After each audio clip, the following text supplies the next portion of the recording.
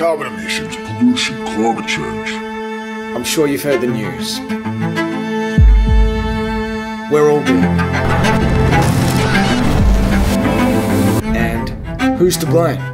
We all love a good hero versus villain story, but unfortunately the truth is always more complicated than a Marvel film, and even more complicated than one of the greatest films ever made.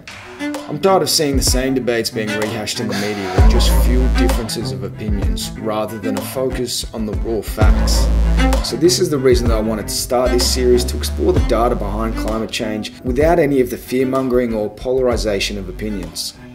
I'm hoping to use this as a tool to hold myself accountable, to learn the truth about climate change and what some of the best strategies are to minimize or even reverse some of the worst effects.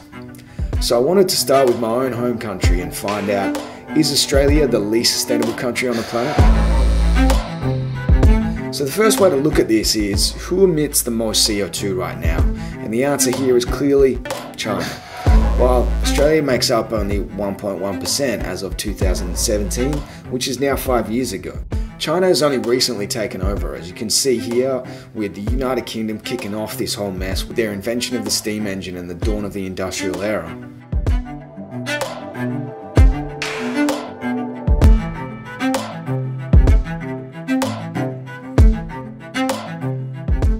So if we look at that in terms of cumulative emissions, that is the historical emissions since the dawn of the industrial era, maybe China isn't quite as bad at only 12.7%. Meanwhile, Europe is at 22% and the US is at 25%. They've got a little more to answer for. Australia is down here at 1.1%, but what about per capita emissions?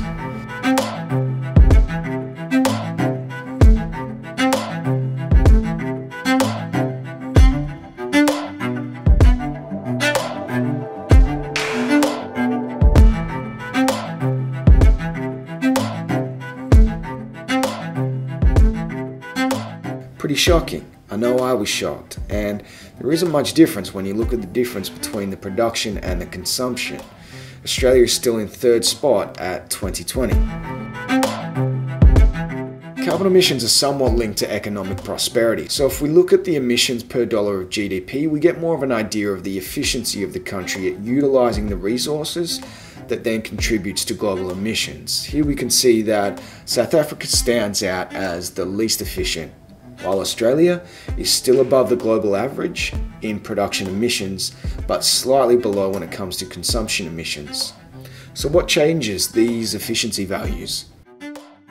It primarily comes from energy consumption sources, which from the 1960s has been dominated by fossil fuels, and a small amount of hydropower and other renewable sources do grow and are continuing to do so, but energy production is still dominated by fossil fuels in 2020. So what is actually using all this energy? Most of it has always come from electricity and heat, followed by a mix of transport, agriculture and manufacturing and construction. In Australia we see that agriculture plays a far larger part, but keep in mind the emissions from agriculture are predominantly from methane, which has been converted to carbon dioxide equivalent emissions, assuming a 100-year timescale. So if we look at just the CO2 emissions per capita, then agriculture is removed and electricity and heat dominates all other sectors. Comparing the fuel sources for energy versus electricity, we see that oil plays a far greater role in the energy sector, whereas electricity is predominantly supplied from coal and gas, with a growing share of low carbon renewables. Let's have a look at how the share of electricity fuel source changes for each country. From 1985, we can see that Australia used a larger proportion of fossil fuel sources than the global average, beaten only by South Africa and Saudi Arabia, but it has managed to increase its share of renewables closer to the global average by 2021.